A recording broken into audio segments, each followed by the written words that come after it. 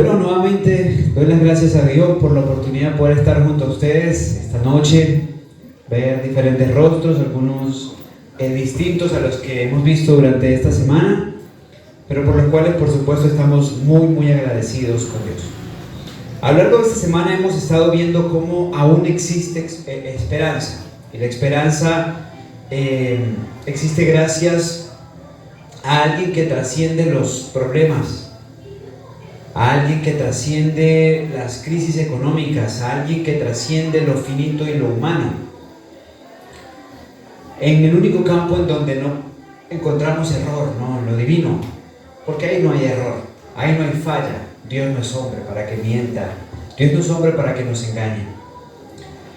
Y lo hemos hecho a la luz de lo que dice el libro de Hechos, porque hemos estado analizando diferentes historias a lo largo de la semana del libro de Hechos en las Sagradas Escrituras, a través de las cuales hemos estado aprendiendo diferentes cosas muy interesantes e importantes.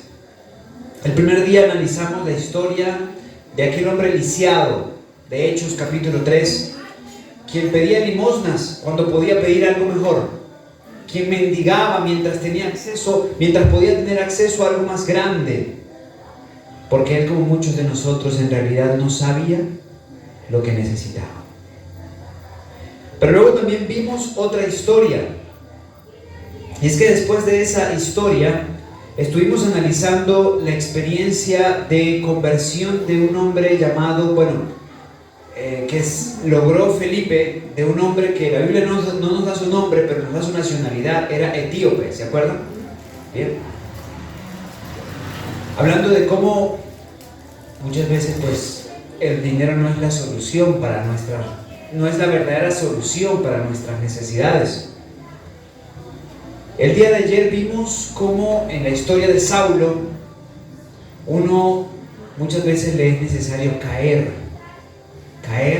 para poder mirar al cielo, caer para poder darse cuenta de su necesidad de Dios. Y vimos en ese contexto las cosas bonitas que Dios a veces permite, bonitas en el sentido del propósito, no son tan bonitas para nosotros, dolorosas por lo general, pero que terminan redundando en una importante oportunidad que el cielo nos da para conocerlo, para estar más cerca de Él, ¿se acuerdan? En esta noche vamos a abrir la Biblia en el libro de Hechos, en el capítulo número 9. Vamos a leer una historia poco citada en la Biblia, poco predicada, poco comentada, pero en realidad con importantes lecciones como todas las demás historias que tenemos en la Biblia. Así que Hechos capítulo 9, versículos 32 al 35. Leemos. Y aconteció que Pedro, visitando a todos, vino también a los santos que habitaban en Lida. Y halló allí a cierto hombre llamado Eneas, que hacía 8 años estaba en cama, pues era paralítico. Aquí tenemos la historia de un personaje llamado Eneas. Y basado en Eneas estaremos reflexionando en un sentido primario esta noche. La Biblia nos dice que Pedro, ese personaje tan interesante del Nuevo Testamento, con rasgos muy característicos y especiales. Por ejemplo, cuando usted lee en el Nuevo Testamento, en los Evangelios, que Jesús hacía una pregunta, o Jesús estaba comentando algo en el cual dejaba algún espacio para que alguien respondiera, póngale la ficha, casi seguro que Pedro iba a responder. Porque Pedrito era de esas personas que hablaba porque tenía que decir algo. O sea, de esas personas que habla, porque yo no me quedo callado, porque yo tengo porque algo tengo que decir. ¿Me hago entender? Así era Pedro. Y a veces caía bien. Y el Señor Jesús le decía: bien dicho, Simón, hijo de Jonás, porque no te lo reveló sangre ni carne, sino mi Padre que está en los cielos. Pero otras veces, que era la mayoría, caía mal. Entonces el Señor tenía que decirle: Pedrito, se está dejando usar por Satanás, guarde silencio. Así era Pedro, líder natural, impulsivo, visceral, muy confiado en sí mismo. Tan era notorio esto en Pedro que los fariseos y saduceos, que siempre buscaban la oportunidad para engañar a Jesús, ya frustrados porque por más que le ponían trampa y trampa a Jesús, Jesús siempre salía libre porque tenía una sabiduría divina. Sabía salir de esas encrucijadas en las que ellos le ponían, que si decía no era un problema y si decía sí también era un problema. Dijeron no, con Jesús no se puede. Y nos cuenta el Evangelio de Mateo que entonces una vez dijeron, ¿por dónde lo agarramos? Un punto débil, Pedrito. Y un día lo abordaron a orilla del lago Genesaret y le dicen a Pedro, a ver Pedro, ¿su señor paga el impuesto del templo o no lo paga? Estaba muy bien pensado. ¿Por qué razón? A eso se dedicaban ellos. Pensar, tenían ociosidad, pensar cómo atrapaban a Jesús. Así que le dijeron, a ver, ¿su señor paga el impuesto o no lo paga? La trampa estaba muy bien hecha, lo explico. Si él decía sí lo paga, entonces estaba diciendo con su respuesta que Jesús no era profeta, no era enviado de Dios. Porque la ley decía que un profeta enviado de Dios no debía pagar el impuesto del templo. Pero si Pedro decía no lo paga, entonces estaba dejando a Jesús como transgresor. ¿Me hago entender? Así que cualquiera de las dos respuestas de Pedro ponía en problemas a Jesús.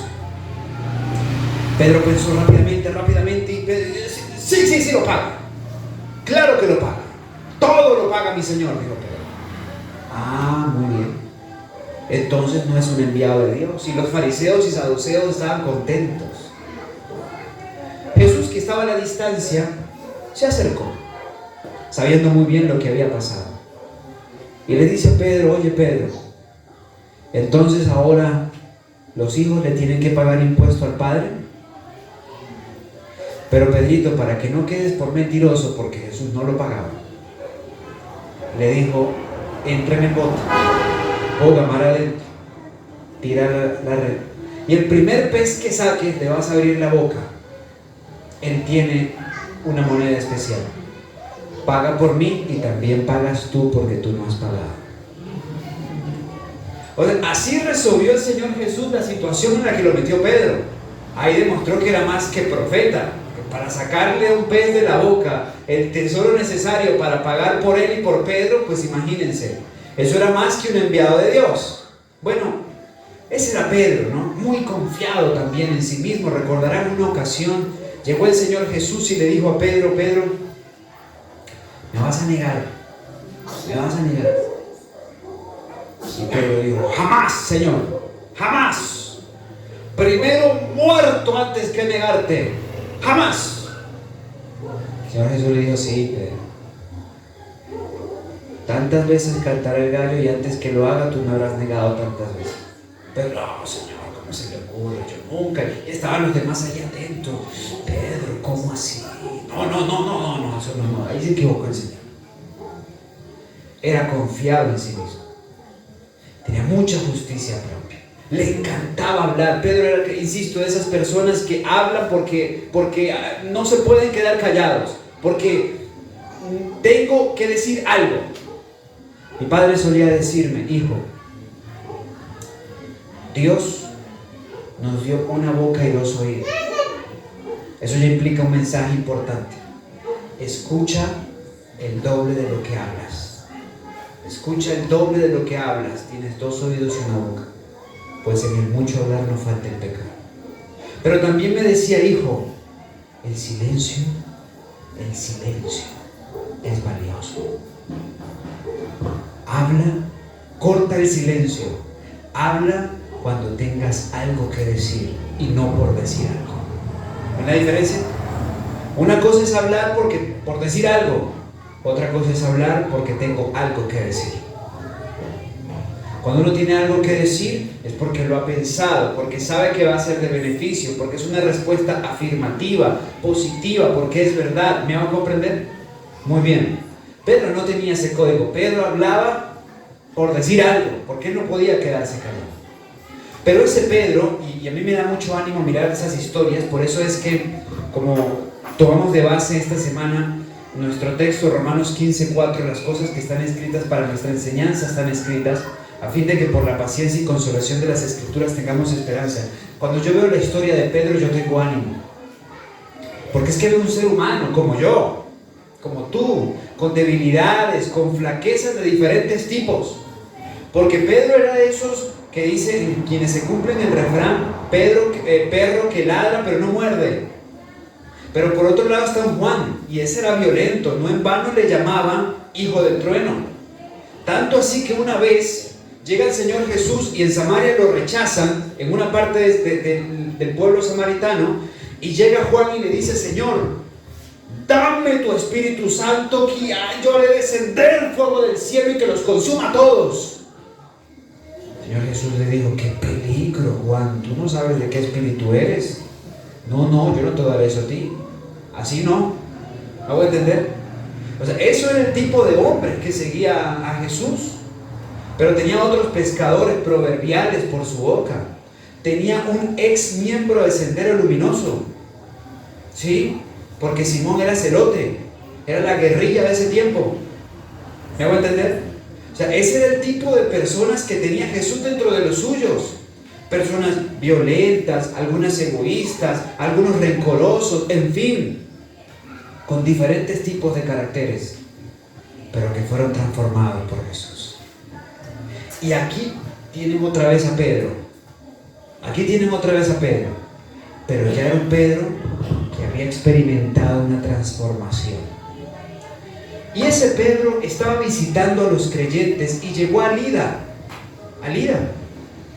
Y estando allí en Lida, le hablan de alguien famoso. ¿Y saben por qué sé yo que es famoso?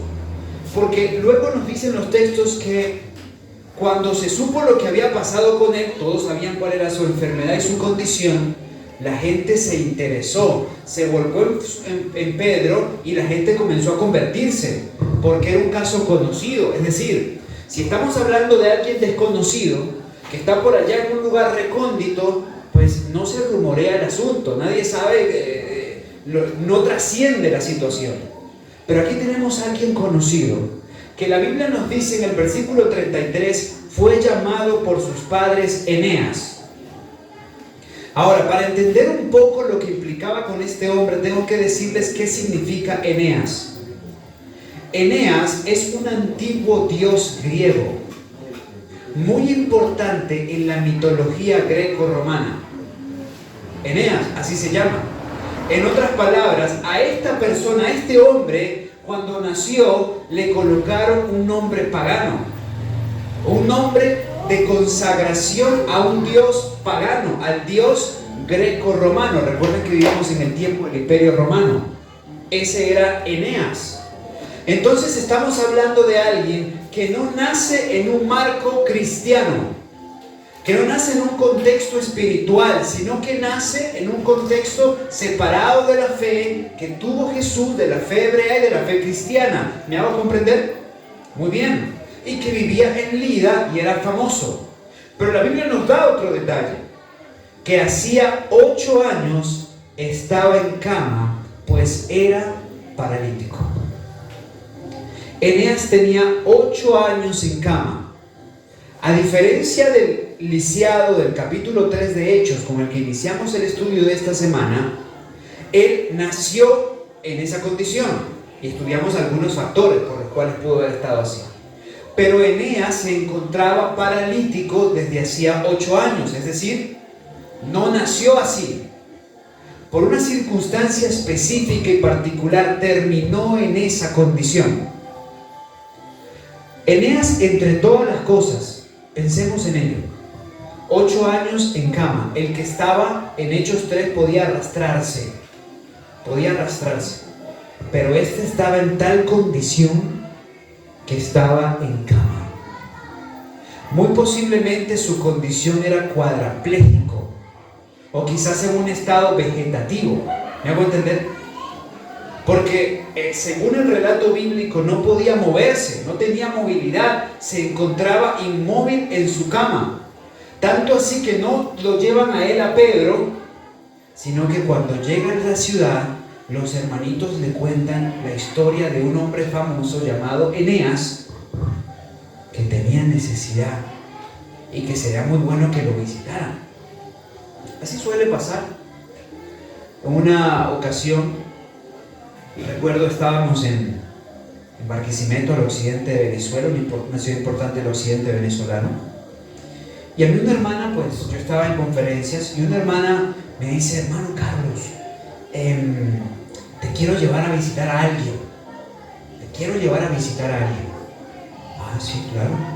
Sí, por supuesto. Vamos. Pues uno va. Ya que fui. Entonces, cuando fuimos allá al lugar, ya me iban en el vehículo, yo le pregunto, bueno, ¿a dónde vamos? O sea, ¿a quién vamos a visitar? Bueno, contextualícenme un poquito. Ah, pues un hombre importante aquí, un hombre importante por acá, que está enfermo. Y yo me enfoqué en la enfermedad, ¿no? ¿Qué tiene? Ah, pues tiene cáncer de próstata. Ah, bueno, está bien. Cuando llegamos al lugar específico, era el este de Barquisimeto, una zona muy fina. Las ciudades, por lo general, toda ciudad pasa así, toda ciudad grande, se está dividida por sectores. Y hay una zona que uno dice: esta es la zona caché de la ciudad. Bueno, ese era el este de Barquisimeto. Íbamos entrando entre casas muy lujosas, quintas, casi parecía que estábamos en una parte de Estados Unidos, y toda una sección grande.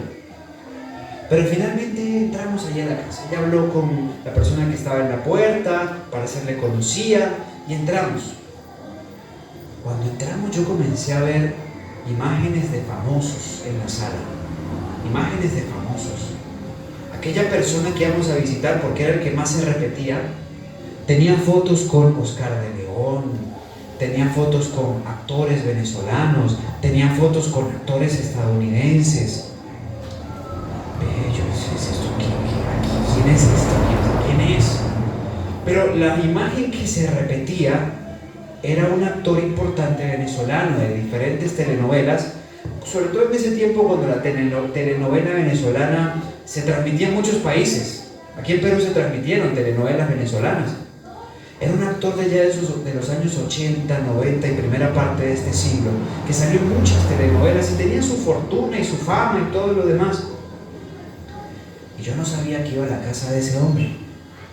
Y ahí finalmente terminé en ese marco con él, sí, porque los famosos también se enferman.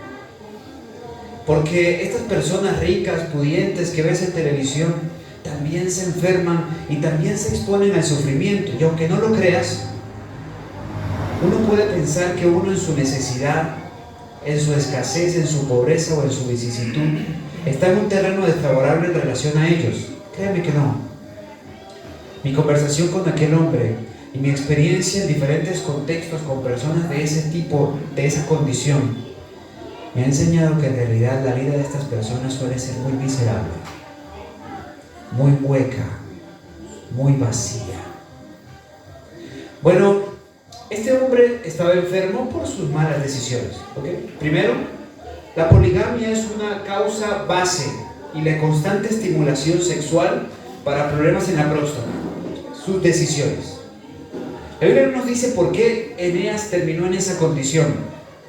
Si fue en un ejercicio bélico, si fue un ejercicio de cabalgata, en una caída, si fue un síndrome como el Guillain-Barré, en fin, diferentes tipos de situaciones por las cuales pudiera terminar él ahí en cama. Pero piensen en él, porque por la cultura que reinaba en aquellos años, toda persona que caía enferma se consideraba que estaba enferma como parte de una maldición de Dios, que estaba enferma porque Dios le había maldecido o porque estaba pagando por algo que había hecho.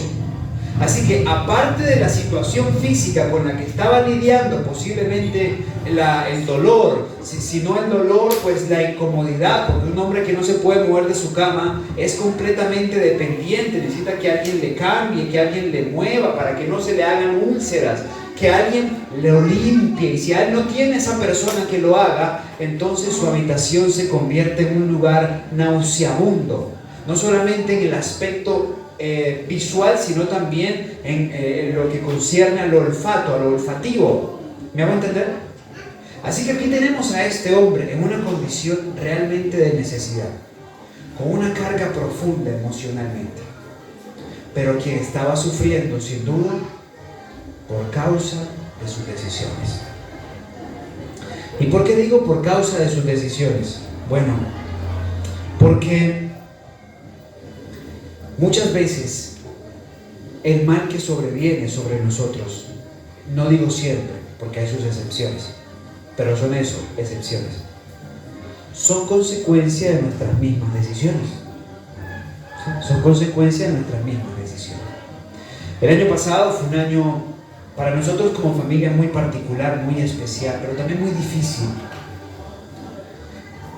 Yo me encontraba en una institución misionera que presidía, que dirigía lo que era su programa educativo, su programa evangelístico, de eventos, en fin. Tenía mucho trabajo. Y en medio de todo ese trabajo y las cosas que tenía que hacer, no solamente estaba descuidando a mi pequeño, a Gabriel en este caso por ser el mayor, sino también estaba descuidando a mi esposa, mi hogar, y estaba descuidando mi salud. Eran viajes constantes entre la Amazonía colombiana y peruana, porque también entrábamos al Perú, entre la evangelización en la cordillera central de Colombia. La cordillera en Colombia se reparte en 3 brazos, y también entre la costa atlántica, aparte de las clases, las campañas, las conferencias. Era una constante actividad, omitía muchas comidas, dormía muy poco tiempo. Pero el Señor en su misericordia permitió algo. Ojo, no que lo haya provocado, insisto, sino consecuencia de mis decisiones erradas. Porque como dijimos ayer, tú puedes tener la motivación correcta, pero en que tengas la motivación correcta no suprime las consecuencias del error. ¿Me hago comprender? Porque si hay un error en lo que estamos haciendo, aunque seas sincero y estés bien motivado, las consecuencias son inevitables. Como consecuencia de eso, yo tuve mis consecuencias, particularmente en un punto central, mi salud. Hoy yo agradezco por eso, por el trabajo que tuve que hacer luego para recuperar la salud, pero porque en ese contexto también comencé a ver lo importante de mi familia, lo significativo, lo especial de mi familia, mi familia como mi mayor ministerio, como lo más importante para mí, dentro de lo que Dios me pedía que hiciera. Eso por supuesto también me llevó a tomar decisiones en mi vida. Dios sabe cómo trabaja en medio de las circunstancias que se desarrollan para beneficio nuestro, utilizando o permitiendo que se desarrollen las consecuencias naturales de lo que nosotros hemos hecho. Eneas estaba enfermo. Aquel importante actor venezolano estaba enfermo. Estoy seguro, como consecuencia de sus decisiones. Y vuelvo a insistir en esto, y te explico algo muy importante. Mis queridos amigos, Dios todo lo sujetó a leyes. Todo, absolutamente todo está sujeto a leyes. La luna tiene leyes, por eso las 4 fases, ¿cierto? Por leyes inmutables. La naturaleza tiene sus leyes, y el agricultor sabio trabaja en armonía con esas leyes, porque en función de esas leyes sabe cuándo siembra, qué siembra, respetando la luna, los tiempos de lluvia y lo demás. ¿Me hago comprender? Muy bien. Pero así como eso tiene leyes, mi mente tiene leyes. Nuestra mente tiene leyes.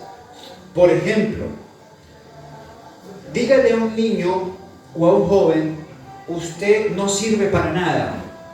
Padres que suelen hacer eso. Y eso es algo que tendrá repercusión en la mente, por las leyes que hay en la mente. La mayoría de las personas que hoy tienen muchas mentiras en su mente en torno a eso, que siempre están condicionados porque no tienen confianza en función de que pueden hacer algo bien, tienen un contexto en ese marco.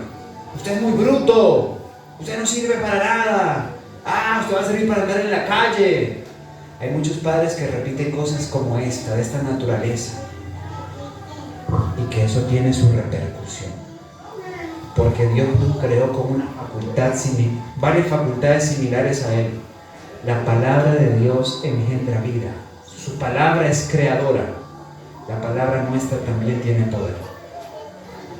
Dígale a una persona que no sirve y eso trasciende. Por eso no es falsa la idea que dice que el golpe verbal puede ser tanto más destructivo que el golpe físico. Y no recomiendo ninguno de los dos. ¿Me voy a comprender? Porque hay leyes que operan en nuestro ser. Otra ley de nuestra mente, padres, jóvenes, es: somos transformados por lo que nosotros contemplamos. La ley de la contemplación, de la transformación mediante la contemplación. Hubo una generación completa de argentinos, que fue transformada en función de la gran figura que ellos admiraron. Por eso creció el consumo de drogas, la arrogancia, incluso la violencia entre género de hombres a mujeres, porque eso era parte de lo que veían y le aplaudían a su gran Dios, al 10, que podía ser un 10 con un balón en los pies, pero era un 0 en su vida, y como un 0 terminó muriendo en la miseria y en la desidia. Pero en su camino dejó toda una generación marcada que quería ser como él, tatuarse como él, hablar como él, hacer lo que él hacía. ¿Por qué? Porque era lo que contemplaba, porque era lo que los medios exponían.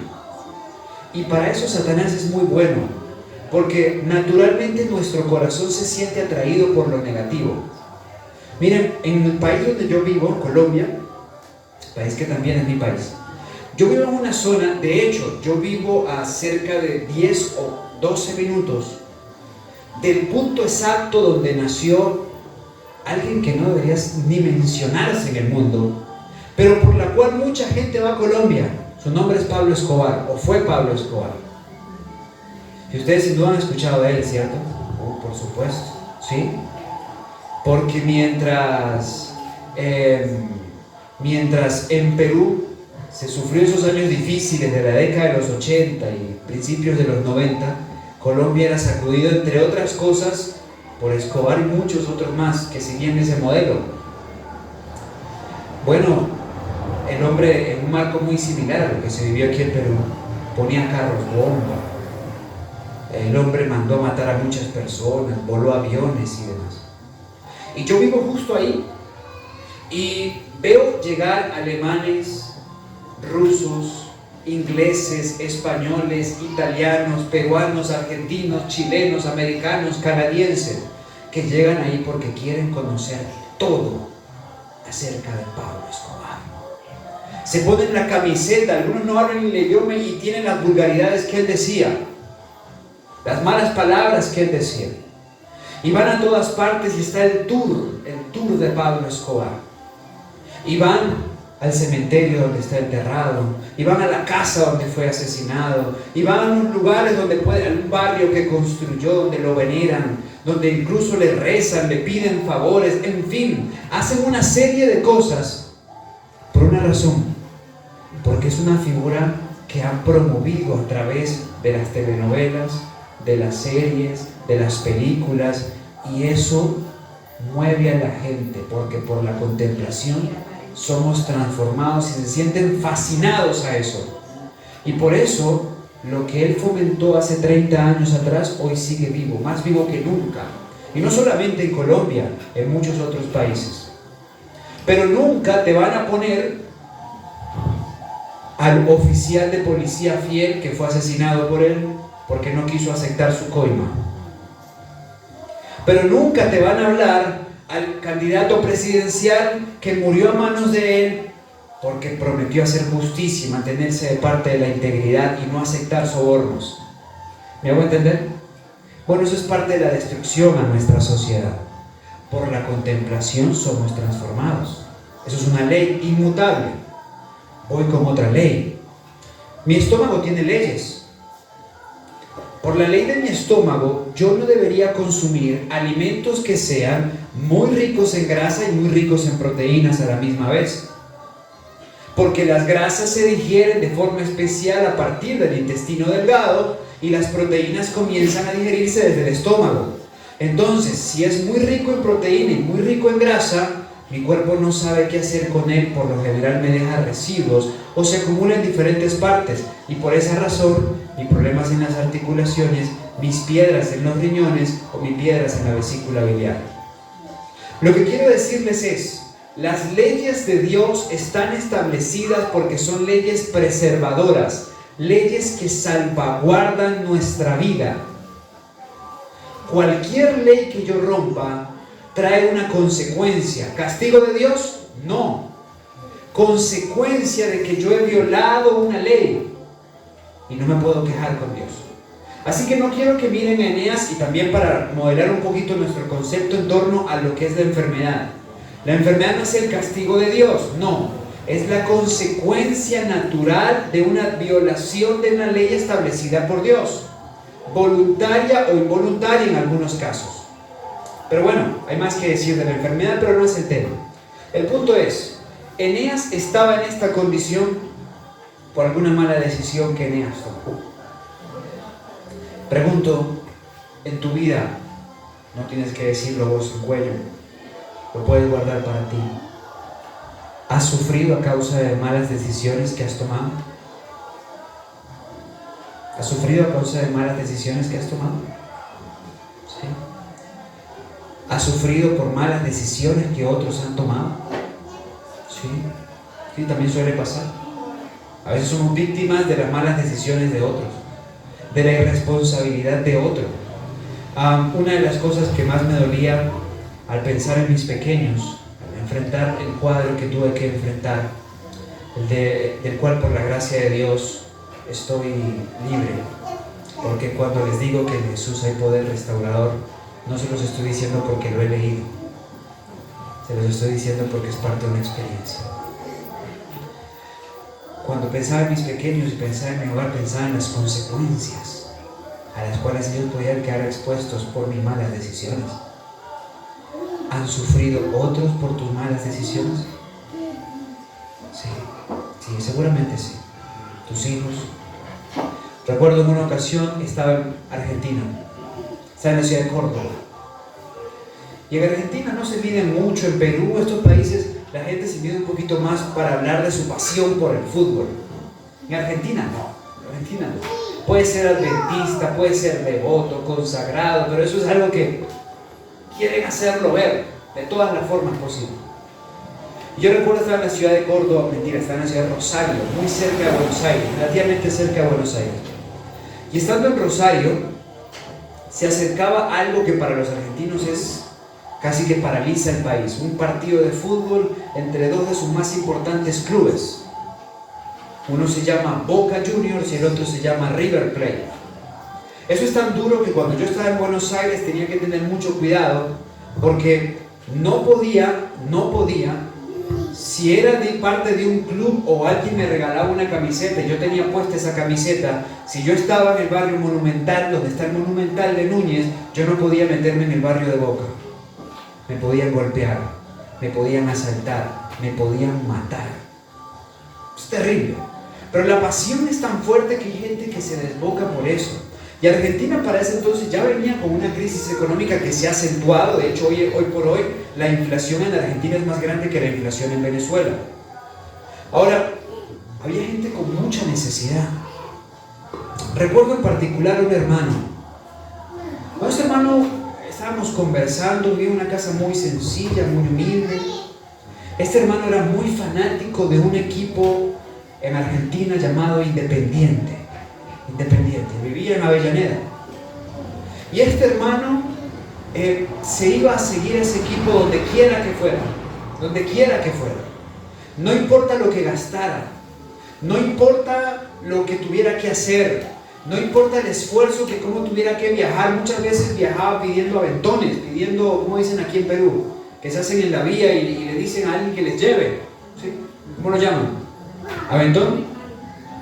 Que le jale. Ah, bueno, que le jale. No importa lo que tuviera que hacer, para él había que estar siempre apoyando al que él llamaba el más grande de América, porque era el que más tenía una copa, no sé cuál. No me interesa. Bueno, el punto es que mientras este hombre se gastaba más de lo que percibía, siguiendo este equipo, apoyándolo, sufriendo, sus hijos no comían bien. Y por eso yo llegué a esa casa, porque su esposa angustiada me decía: hermano, hable con mi esposo. Sus hijos no comían bien. Tenían necesidad incluso para poder vestirse, para poder asistir al colegio, para poder suplir las necesidades más básicas en el hogar. Estos pequeños sufrían, padecían, mientras este hombre vivía sesgado en su fanatismo, porque para él el legado más importante para sus hijos ni siquiera era el Señor, era que sus hijos se convirtieran en grandes futbolistas del Rey de Copas. Sus hijos sufrían, hermanos. Pero así cuántas y cuántas otras historias no tenemos en diferentes contextos, donde personas sufren por decisiones irresponsables, incluso por decisiones arriesgadas que se hacen en amor, queriendo lo mejor, pero no terminan resultando en lo mejor. Así sufrimos, así exponemos a otros al sufrimiento. Aquí está Eneas. Sin duda estaba sufriendo como consecuencia de sus decisiones. Pero un día algo cambió en la experiencia de Eneas. Los hermanitos del pueblo reciben a Pedro y le dicen a Pedro: hay un hombre famoso que hay que ir a visitar. Su nombre es pagano, pero no importa, a partir de hoy puede cambiar. Vamos a visitarlo. Y allí llevaron a Pedro ante Eneas. Y dice el versículo 34 de Hechos 9: y Pedro le dijo: Eneas, Jesucristo te sana.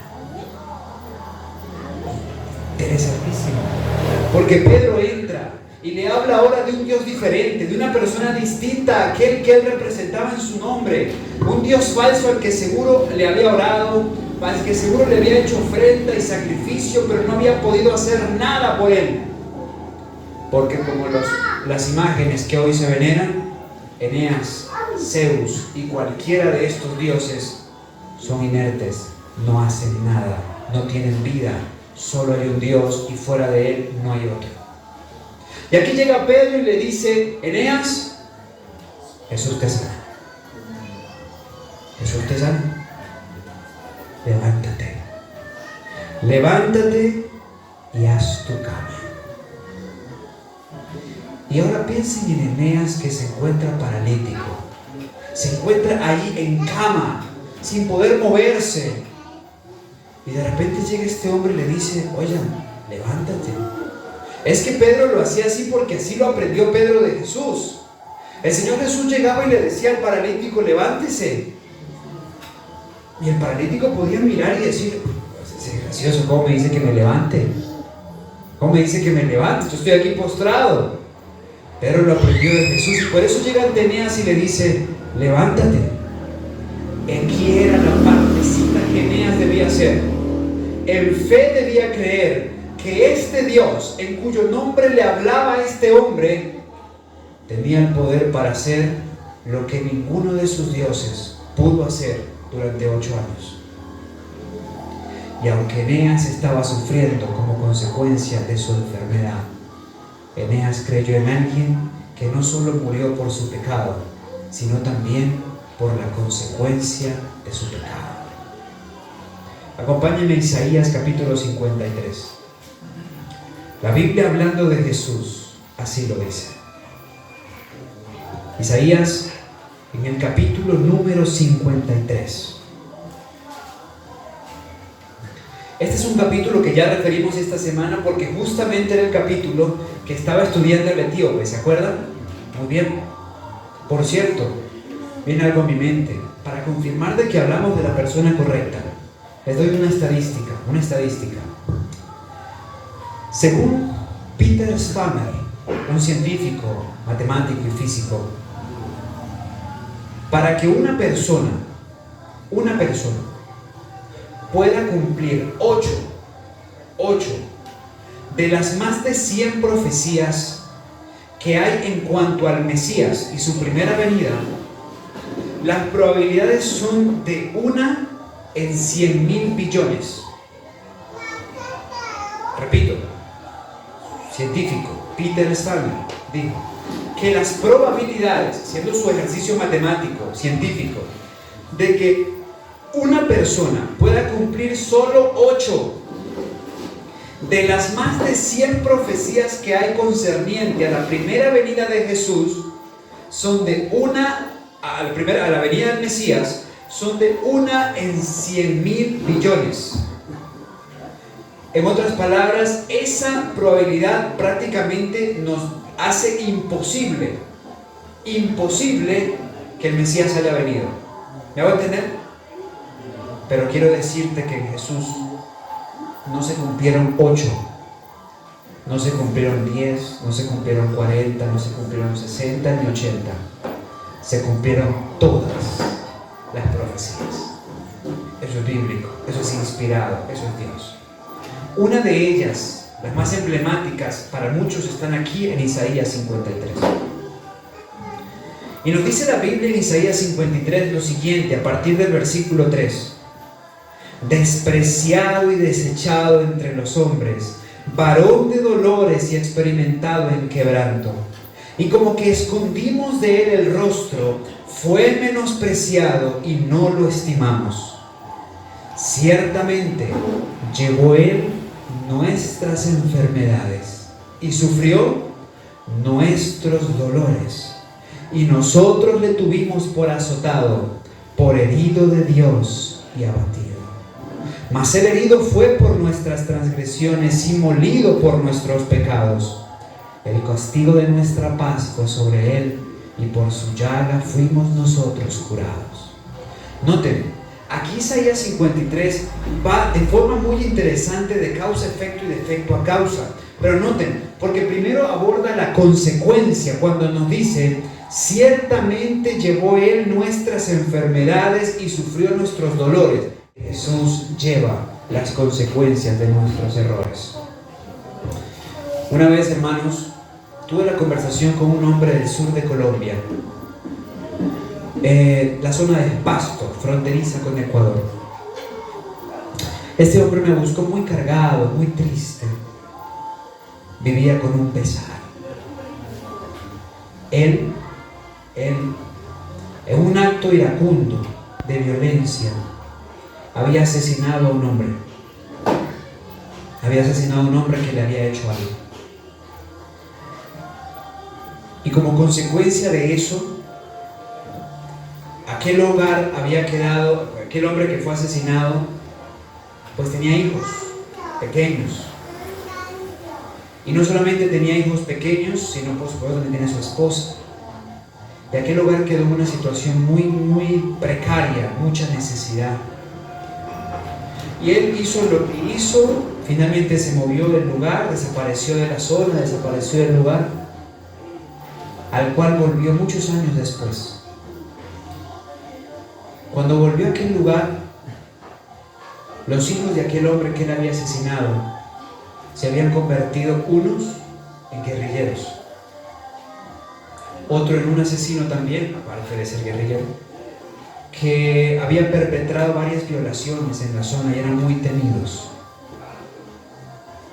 Y mientras conversaba con las personas, porque él volvió a ese pueblo porque había sido convertido y fue allá a pedir perdón, a tratar de enmendar un poco lo que había hecho, pero vio las consecuencias de lo que él había hecho, porque entendió que en ese marco en donde crecieron esos niños sin padre, con desventaja económica, que fue algo que capitalizaron los grupos guerrilleros para muy temprana edad, enlistar en sus filas a estos muchachos, garantizándolos o prometiéndoles algo que no llegó, porque lo que en realidad llegó fue luego una vida, si se puede llamar vida, expuesta al peligro, sumida en la criminalidad y en muchas cosas de las que mejor dice el apóstol Pablo ni hablar. Y aquel hombre estaba cargado porque no solo se sentía responsable de su pecado, sino lo que fue asesinato, sino también lo que había traído como consecuencia ese asesinato. La formación de un hogar disfuncional que trajo como consecuencia criminales que no solamente asesinaron, robaron, violaron, ultrajaron Y él, al recibir ese informe, se sentía cargado por todo esto. Es que sí, hermano, nosotros no solo somos responsables de lo que hemos hecho, sino también de las consecuencias que vienen como resultado de lo que hemos hecho. Y este hombre se sentía cargado. Y así me abordó y así me encontró. Yo le dije a aquel hombre, es que Jesús no solamente vino a pagar por nuestro pecado, sino también por la consecuencia de nuestro pecado. Muchas veces la consecuencia de nuestro pecado nos llena de culpa, nos carcome, y eso lo capitaliza Satanás. Es tu culpa, está así por tu culpa. Y mira lo que por tu culpa ha pasado. Y mira lo que por tu culpa estás experimentando. Y el diablo utiliza la culpa porque así nos deprime, porque así nos quita la confianza en Dios, porque así nos enferma. La ciencia hoy dice con claridad que una de las principales causas del desarrollo de células tumorales es el resentimiento y la culpa. Resentimiento y la culpa. Pero Jesús vino para liberarnos del pecado, del resentimiento y de la culpa. El diablo capitaliza la culpa. Claro que sí. Así estaba aquel hombre. Así estaba Eneas, lleno de culpa. La culpa te quita la fe, te quita el ánimo. Pero aquel día ante el siervo de Dios que le dijo, Jesucristo te sana, Eneas tuvo fe y tomó una decisión. Si tú me dices que yo puedo ser sano, si tú me dices que yo puedo ser restaurado, si tú me dices que eso es posible, yo lo creo. Y nos sigue diciendo el libro de Hechos en el capítulo número 9, ahora parte final del versículo 34, que después de que Pedro le dice a Eneas, Jesucristo te sana, levántate y haz tu cama. Esa expresión es muy interesante porque traducida sería arregla tu cama, limpia tu cama. Ya se imaginarán un poco cómo estaba la cama de aquel paralítico, cuadraplégico. Haz tu cama, dice, y él al instante se levantó. ¿Y qué vino como consecuencia? Pues era Eneas, un hombre famoso en Lida. Y le vieron todos los que habitaban en Lida y en Sarón, los cuales se convirtieron al Señor. Sí, porque hoy mucha gente de la que hoy diríamos es consciente de lo que estás experimentando por tus malas decisiones, mañana por el poder de Cristo serán testigos del poder transformador de Dios. Y eso te convertirá en un agente poderoso para la salvación. Yo trabajo en Colombia, entre otras cosas, con jóvenes con identidades sexuales extraviadas. Espero me entiendan. Si son jóvenes con identidades sexuales extraviadas. Tengo que cuidarme en lo que digo porque está siendo transmitido y no quiero que tumben el tema. Pero ustedes me entienden, técnicamente así son. Así que en medio de ese ejercicio me encuentro con diferentes casos. Todos tienen un asunto subyacente, el hogar. Y por lo general papá. El papá es el que define la identidad en un hogar. La identidad en el hogar, la seguridad en tu identidad la define la figura paterna. Es claro, podemos quizás hablar en otro espacio en cuanto a eso. Pero en medio de esos encuentros particulares, de esos casos, resaltan muchos sin duda. Pero me es muy notorio varios encuentros que he tenido con varios que estuvieron sumidos en el homosexualismo, sumidos en todo tipo de práctica vinculada al homosexualismo, porque hace 30 años atrás se hablaba del homosexual solamente, pero hoy ya se habla del pansexual, del transexual, y de así pasaremos mucho tiempo mencionándolos. Pero la gente más poderosa,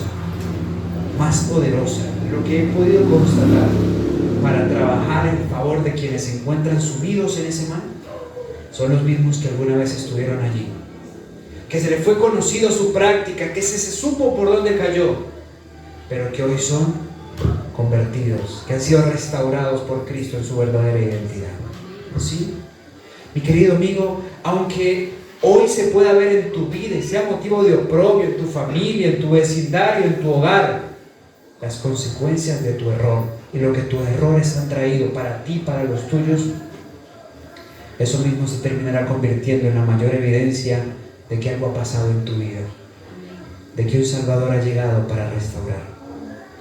Y eso mismo lo usará el Señor para colocarte donde Él quiere tener a todos sus hijos, como luz para este mundo, como esperanza para este mundo, sí, porque Jesús quiere convertirse en nuestra esperanza para que nosotros seamos un símbolo de su esperanza, para que nosotros seamos una señal de que en Él podemos tener esperanza. ¿Cuál fue la clave de Eneas? Levantarse. Ante ese negocio que le propusieron, Eneas dijo: yo acepto. Es que ese Salvador que me estás vendiendo gratis, porque con Él es gratis, me perdona el pecado, me libera de las consecuencias del pecado y me convierte en un instrumento de bendición para que otros también puedan tener esperanza. Te pregunto, ¿no es eso lo que tú necesitas en esta noche? ¿No es lo que tú necesitas también hoy? Aceptar un Salvador que no solo te perdona tu pecado, sino que también te libra de las consecuencias del pecado y te ayuda a llevar las consecuencias del pecado. ¿No es ese Salvador que es capaz de convertir la maldición en bendición? Yo termino con este versículo, se encuentra en el libro de Nehemías, capítulo 13, versículo 2. A mí me encanta todo de Dios, pero si hay algo que de forma especial me llama la atención en las cosas que Dios hace, como las hace, está descritas en este libro. Nehemías capítulo 13, versículo número 2.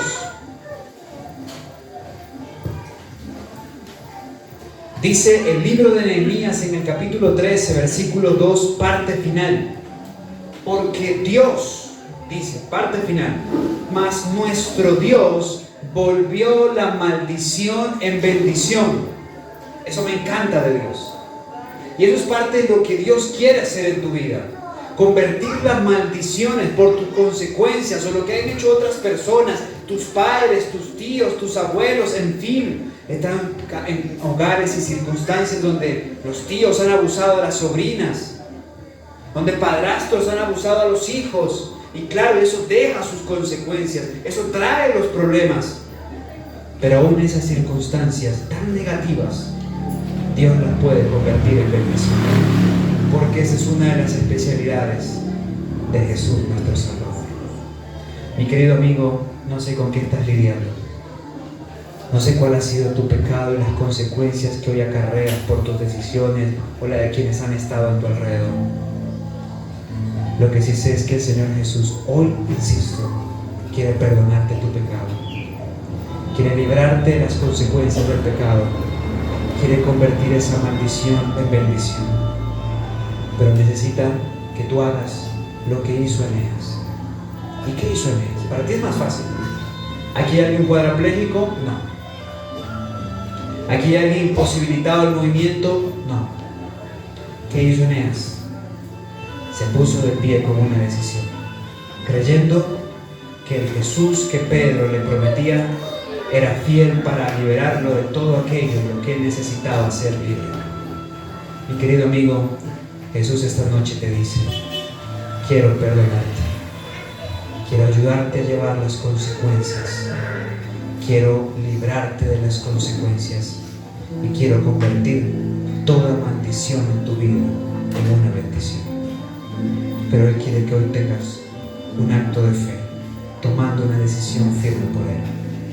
¿Quién esta noche, como Eneas, se pone de pie y le dice al Señor Jesús en una oración: Señor, yo quiero ser libre de ti? ¿Quién esta noche le dice al Señor: Señor, te entrego mi pecado, Señor, te entrego las consecuencias de mi pecado, te entrego las consecuencias de lo que me han hecho, de lo que hicieron los que están a mi alrededor, porque en ti quiero ser libre? Si ese es el deseo de tu corazón, haz lo que hizo Eneas. Ponte de pie.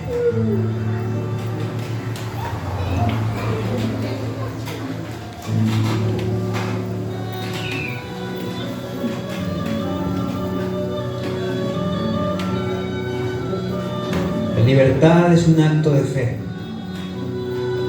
que se concreta cuando el gran emancipador, el gran libertador, llega a nuestras vidas.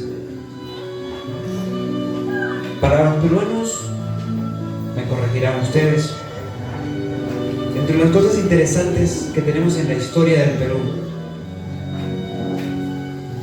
algunos me dicen que su libertador, el emancipador del yugo español, del que históricamente se dice algunos peruanos no quisieron nunca ser libres,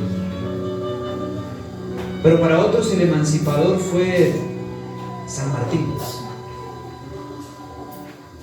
para otros fue Bolívar. ¿De qué les libró? No sé. Aquí seguimos, con menos o más problemas que los que teníamos bajo los españoles, no lo sé, pero no hay mucha diferencia. Cambiamos tiranos 5.000 kilómetros por unos a 200, no lo sé. Yo hoy te quiero presentar a otro libertador. Es Jesús. Nació en Belén, murió en el Gólgota y pronto vendrá para librarnos de la maldición de este mundo. Yo te quiero presentar a Jesús, aquel que si le permites reinar en tu vida, se convertirá en el libertador de tu pecado, en el libertador de tu maldición, en el libertador de la consecuencia del pecado, y te convertirá en un instrumento de bendición. Alaba a Dios por quienes esta noche están tomando decisiones por Él. Vamos a orar. Querido Padre Celestial, en esta noche aquí estamos para pedirte que seas lo que dice el Salmo 18, versículo 2, mi libertador, nuestro libertador. Sé tú, Señor, lo que la palabra ha prometido. Danos hoy libertad de la culpa. Danos hoy libertad del resentimiento. Danos hoy libertad de la maldición. Convierte cada maldición en bendición. Y danos la virtud necesaria para lidiar con cada consecuencia en nuestra vida, conforme a tu palabra. Aquí hay un grupo de tus hijos decididos por ti, decidiendo por ti, quienes hoy renovamos nuestro pacto contigo en este sentido, quienes hoy por primera vez estamos tomando decisiones en este sentido y te decimos, nos entregamos completamente en tus manos para que hagas con nuestro presente, con nuestro pasado, con nuestro futuro, lo que solo tú puedes hacer, en libertad y en justicia. Te lo pido, te lo imploro confiando solamente en el mérito de Jesús.